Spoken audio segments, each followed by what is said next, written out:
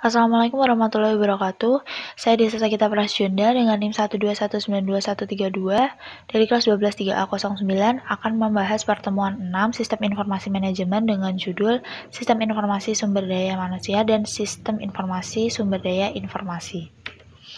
Sistem informasi sumber daya manusia yaitu sistem yang digunakan dalam mengelola personil yang ada di dalam perusahaan. Fungsi sumber daya manusia merupakan departemen atau divisi di dalam organisasi yang bertanggung jawab atas banyak kegiatan yang berhubungan dengan SDM. Berikut adalah kegiatan utama SDM, yaitu yang pertama perekrutan dan penerimaan, kedua ada pendidikan dan pelatihan, yang ketiga ada manajemen data, dan yang terakhir ada penghentian dan administrasi tunjangan. Subsistem input sistem informasi SDM. Yang pertama ada subsistem informasi akuntansi. Data yang diolah terdiri dari data personil dan data keuangan. Data personil yaitu relatif lebih permanen dan bersifat non-keuangan, sedangkan data keuangan bersifat keuangan dan cenderung dinamis.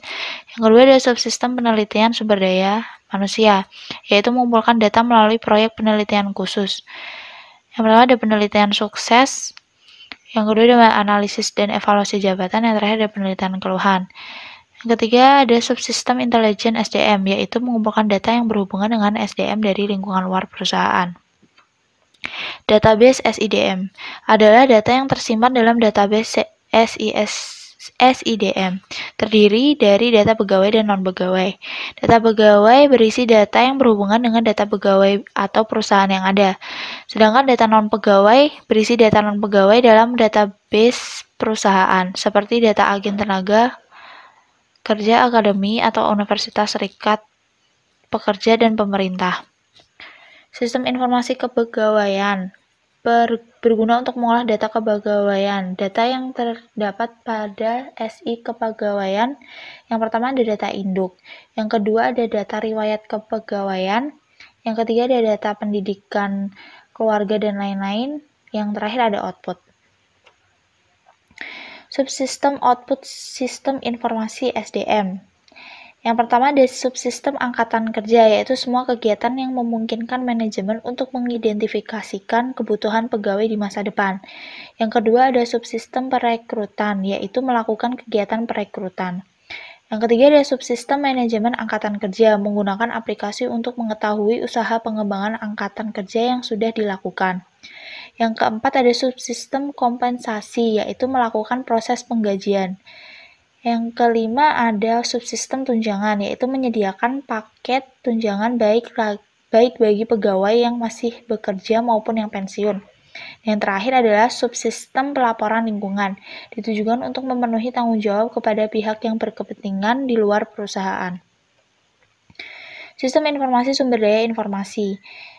Yang pertama ada jasa informasi, yaitu analis sistem, programmer, pengelola database, spesialis jaringan, dan personal operasi. Yang kedua ada sumber daya informasi perusahaan meliputi hardware, software, para spesialis informasi, pemakai, fasilitas, database, dan informasi. Yang ketiga ada sistem yang menyediakan informasi mengenai sumber daya informasi perusahaan pada para pemakai di seluruh perusahaan. Dan yang terakhir ada manajer unit jasa informasi, dikenal dengan istilah Chief Information Officer. Chief Information Officer atau CIO berkontribusi pada perencanaan strategis perusahaan dan jasa informasi. Sumber kepemimpinan utama dalam mencapai dan memelihara kualitas informasi, menjaga keamanan sumber daya informasi, merencanakan keadaan tak terduga, dan menjaga biaya sumber daya informasi tetap terkendali. Keamanan sistem, yaitu mengacu pada perlindungan terhadap semua sumber daya informasi perusahaan dari ancaman oleh pihak-pihak yang tidak berwenang.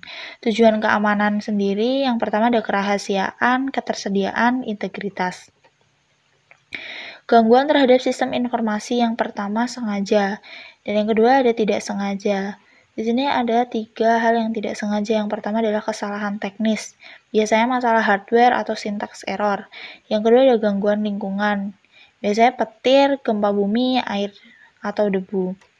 Dan terakhir ada kesalahan manusia, menggunakan data yang salah, menghapus tanpa sengaja. Mengelola gangguan, yang pertama ada membina internal user. Kedua, memasang pengendalian di sistem informasi. Ketiga, dan memeriksa efektivitas pengendalian yang dipasang. Dan yang terakhir adalah merencanakan pengembalian recovery akibat gangguan. Pengendalian keamanan informasi adalah mekanisme yang diterapkan baik untuk melindungi perusahaan dari resiko atau meminimalkan dampak resiko pada perusahaan. Pengendalian terbagi menjadi 3, yaitu pengendalian teknis, pengendalian formal, dan pengendalian informal. Pengendalian keamanan informasi. Ada pengendalian teknis, yaitu pengendalian akses, sistem deteksi gangguan, firewall, pengendalian kriptografis, dan pengendalian fisik. Yang kedua ada pengendalian formal, penentuan cara berperilaku, dokumentasi prosedur dan praktik yang diharapkan, dan pengawasan serta pencegahan perilaku yang berbeda dari paduan yang berlaku. Dan yang terakhir ada pengendalian informal, program-program pelatihan dan edukasi serta program pembangunan manajemen. Strategi pengurangan biaya manajemen informasi. Yang pertama ada konsolidasi, yaitu mengurangi jumlah sumber daya informasi yang terpisah. Yang kedua ada downsizing, yaitu transfer berbagai aplikasi berbasis komputer dari konfigurasi peralatan besar atau mainframe ke platform yang lebih kecil, yaitu seperti komputer mini LAN berbasis PC. Smart sizing yaitu pemindahan ke sistem yang kurang mahal tetapi penuh daya. Dan yang terakhir ada outsourcing, yaitu mengontrakkan keluar semua atau sebagian operasi komputer perusahaan kepada organisasi jasa di luar perusahaan. Keuntungan pengurangan biaya yaitu smart sizing. Yang pertama, pengurangan biaya. 2, user friendly. Ketiga, lebih cepat dalam menjalankan sistem. Yang keempat, user dapat berpartisipasi dalam pengembangan sistem.